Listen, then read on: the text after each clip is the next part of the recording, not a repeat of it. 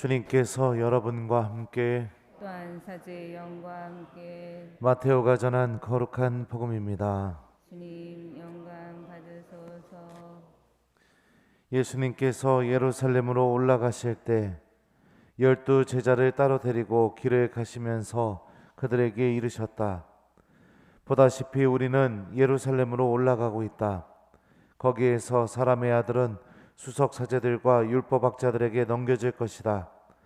그러면 그들은 사람의 아들에게 사형을 선고하고 그를 다른 민족 사람들에게 넘겨 조롱하고 채찍질하고 나서 십자가에 못 박게 할 것이다. 그러나 사람의 아들은 사한날에 되살아날 것이다. 그때 제베데오의 두 아들의 어머니가 그 아들들과 함께 예수님께 다가와 엎드려 절하고 무엇인가 청하였다. 예수님께서 그 부인에게 무엇을 원하느냐 하고 물으시자 그 부인이 스승님의 나라에서 저의 이 두 아들이 하나는 스승님의 오른쪽에 하나는 왼쪽에 앉을 것이라고 말씀해 주십시오 하고 말하였다. 예수님께서 너희는 너희가 무엇을 청하는지 알지도 못한다. 내가 마시려는 잔을 너희가 마실 수 있느냐 하고 물으셨다. 그들이 할 수 있습니다 하고 대답하자 예수님께서 그들에게 말씀하셨다. 너희는 내 잔을 마실 것이다. 그러나 내 오른쪽과 왼쪽에 앉는 것은 내가 허락할 일이 아니라 내 아버지께서 정하신 이들에게 돌아가는 것이다. 다른 10제자가 이 말을 듣고 그 두 형제를 불쾌하게 여겼다. 예수님께서는 그들을 가까이 불러 이르셨다. 너희도 알다시피 다른 민족들의 통치자들은 백성 위에 군림하고 고관들은 백성에게 세도를 부린다. 그러나 너희는 그래서는 안 된다. 너희 가운데 높은 사람이 되려는 이는 너희를 섬기는 사람이 되어야 한다. 또한 너희 가운데 첫째가 되려는 이는 너희의 종이 되어야 한다. 사람의 아들도 섬김을 받으러 온 것이 아니라 섬기러 왔고 또 많은 이들의 몸값으로 자기 목숨을 바치러 왔다.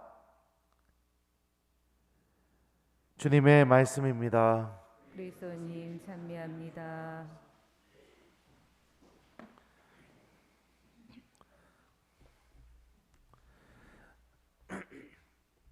오소서 성령님, 사람의 아들도 섬김을 받으러 온 것이 아니라 섬기러 왔고 또 많은 이들의 몸값으로 자기 목숨을 바치러 왔다. 안녕하세요. 오늘 복음을 보면 예수님은 분명히 예루살렘으로 가서 십자가에 못 박혀서 돌아가시고 부활하실 것이라고 이야기를 하지만 제자들은 그런 예수님의 마음을 전혀 못 알아듣고 있는 것 같습니다. 심지어 예루살렘으로 가니 이제 예수님의 나라가 시작되는구나 생각을 하고 어머니를 시켜서 로비를 하죠. 선생님 오른쪽과 왼쪽에 제 아들을 앉혀주십시오. 예수님 시대 때도 치맛바람은 있었나 봅니다. 어떤 것이 정말로 높아지는 것일까? 높은 사람이 되는 것이 어떤 의미일까? 오늘 예수님이 그런 마음을 먹고 있는 제자들에게 말씀하고 계십니다. 바로 섬기는 사람이 되는 것입니다. 섬기다라는 이 그리스 말은 봉사하다, 또 도와주다, 보조해주다 이런 의미를 갖고 있는 단어입니다. 특히 마테오 복음서는 이 단어를 예수님과 아주 특별한 연결 관계를 갖고 있는 사람들에게 이 단어를 사용합니다. 시몬의 장모는 열병을 앓고 있었지만 예수님께서 손을 붙잡아서 일으키시니까 곧바로 일어나서 어떻게 합니까? 예수님께 시중을 들게 됩니다. 여기서 시중 들다라는 단어가 섬기다라는 뜻입니다. 또 예수님의 십자가 장면에서 보면은요, 여인들이 예수님을 바라보면서 막 웁니다. 마테오 복음서는 그 여인들이 어떤 여인들이었냐면 이렇게 써 있습니다. 거기에는 많은 여자들이 멀리서 지켜보고 있었는데 그들은 갈릴레아에서부터 예수님을 따르며 시중 들던 이들이다. 여기서도 시중 들다라는 단어가 섬기다라는 단어가 사용이 되고 있습니다. 이런 것들을 볼 때 이 섬기는 행동은 단순히 내가 누군가의 종이 되는 것이 아니라 바로 예수님 곁에 머물고 예수님과 아주 특별한 연결 관계를 맺게 되는 것. 그래서 내가 예수님을 떠나지 않는 그런 삶으로 인도해 주는 것. 이게 바로 섬기는 일을 통해서 우리에게 주어지는 은총입니다.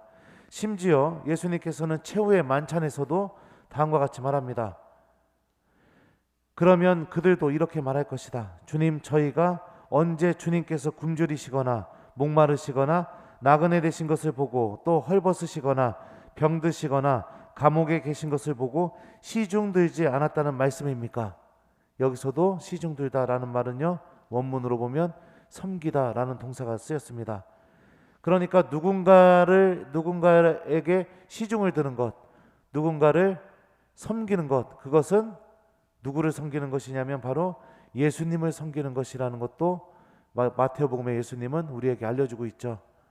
이웃을 섬기고 내가 스스로 낮은 자리로 내려가는 것, 그것은 바로 예수님과 내가 특별한 관계를 맺기 시작하는 순간이며 그 모든 시간은 예수님께 봉헌되고 또 내가 하느님 앞에서 마지막에 심판을 받을 때 그 내가 누군가를 섬겼던 그 섬김이 나를 살리고 나를 구원하는데 아주 큰 힘을 줄 수 있다는 것을 오늘 말씀은 우리에게 알려줍니다. 모두가 다 높아지려고 하는 세상입니다. 우리의 젊은이들, 우리의 아이들, 오늘 복음에 나오는 그 높은 사람이 되기 위해서 많은 것들을 노력하고 희생합니다. 심지어 하느님께 대한 믿음도 중단합니다. 그렇게 해서 차지한 그 높은 자리, 그 자리에는 하느님께서 함께 할 수 있는 법을 다 잃어버리고 차지했기 때문에 내가 그 자리를 차지한다 하더라도 거기에 하느님을 찾는 마음이 함께 있기가 어렵습니다. 주님께서는 오늘 우리에게 낮은 사람이 되라고 말씀하십니다. 그 낮아짐은 단순히 내가 다른 사람들보다 못한 사람이 되는 것이 아니라 그 낮아짐을 통해 우리 안에서 살아계시는 예수님을 섬길 수 있는 사람이 되는 것이고 또 예수님 곁에 머물 수 있는 사람이 되는 것이고 언제나 하나님과 내가 하나가 되는 그 길로 나아갈 수 있는 은총의 길이라는 것을 오늘 예수님께서 알려주고 계시죠. 그러니 오늘 하루 우리 이웃들을 섬겨봤으면 좋겠습니다. 여러분들의 배우자도 섬겨보시고 특히 여러분들의 자녀들도 섬겨보시고 맨날 여러분들이 원하는 대로만 하라고 이야기하잖아요. 그죠? 자녀들의 목소리도 들어보십시오. 마음속에 담겨있는 그 마음의 소리가 무엇인지도 들어보셨으면 좋겠습니다. 그리고 여러분들이 만나는 이웃들도 오늘 하루 섬기는 하루가 되어봤으면 좋겠습니다. 주님께서도 섬기러 오셨다고 분명히 말씀하십니다. 우리는 이 예수님의 모범을 잘 본받아 우리들도 이웃들을 섬기는 그분의 자녀가 되는 것이 필요합니다. 숙제는요, 오늘 하루 섬기는 하루가 되는 것, 이게 숙제입니다. 그래서 여러분들이 만나는 사람들, 사랑하는 사람들 모두 친절한 마음과 배려하는 마음, 희생하는 마음, 존중하는 마음, 사랑하는 마음으로 오늘 하루 이웃들을 열심히 섬겨서 우리들도 예수님이 십자가 질 때 예수님을 떠나지 않고 남아 있었던 그 시중 들었던 예수님을 섬겼던 여인들처럼 또 내가 문제가 있을 때 그 문제가 해결되자마자 곧바로 예수님을 섬겼던 그 시몬의 장모처럼 또 가장 보잘것없는 이에게 해준 것이 나에게 해준 것이라는 그 말씀이 우리들의 섬김을 통해서 오늘 이루어지는 하루, 그런 오늘 하루를 좀 보내봤으면 좋겠습니다. 사람의 아들도 섬김을 받으러 온 것이 아니라 섬기러 왔고 또 많은 이들의 몸값으로 자기 목숨을 바치러 왔다. 아멘.